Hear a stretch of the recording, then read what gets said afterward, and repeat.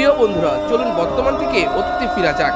শুনে নেওয়া যাক 2003 সালে প্রথমবারের মতো বাংলাদেশের সাব চ্যাম্পিয়নশিপের শিরোপা জয়ের গল্পটা। সময়টা 2003। দক্ষিণ এশিয়ার ফুটবলের শ্রেষ্ঠত্বের আসর বসল বাংলাদেশের রাজধানী ঢাকায়। নিজেদের ঘরের মাঠে সাপের আসর বসায় এই আসরকে ঘিরে যেন আগ্রহ উদ্দীপনা শেষ নেই বাংলার ফুটবল প্রেমীদের। বলে রাখা ভালো, তখনকার বাংলাদেশের ফুটবলের জনপ্রিয়তা এখনকার সময়ের মতো এত কম ছিল না।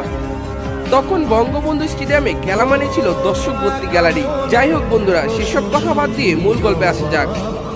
তখনকার সময়ে বাংলাদেশের হেড কোচের দায়িত্ব ছিল স্যার জোস কোটর, যাকে এখন পর্যন্ত বাংলাদেশের সবচেয়ে সফল কোচের একজন বলা হয়। সাব চ্যাম্পিয়নশিপে গ্রুপ পর্বে নিজেদের প্রথম ম্যাচে বাংলাদেশের প্রতিপক্ষ হিমালয় দেশ নেপাল। সেই ম্যাচে আলফাস আহমেদের জয়সূচক গোলে নেপালকে 1-0 গোলের ব্যবধানে হারায় বাংলাদেশ। দ্বিতীয় ম্যাচে হাড্ডাহাড্ডি লড়াই শেষে শ্রীলঙ্কাকে 1-0 গোলের ব্যবধানে হারায় বাংলাদেশ।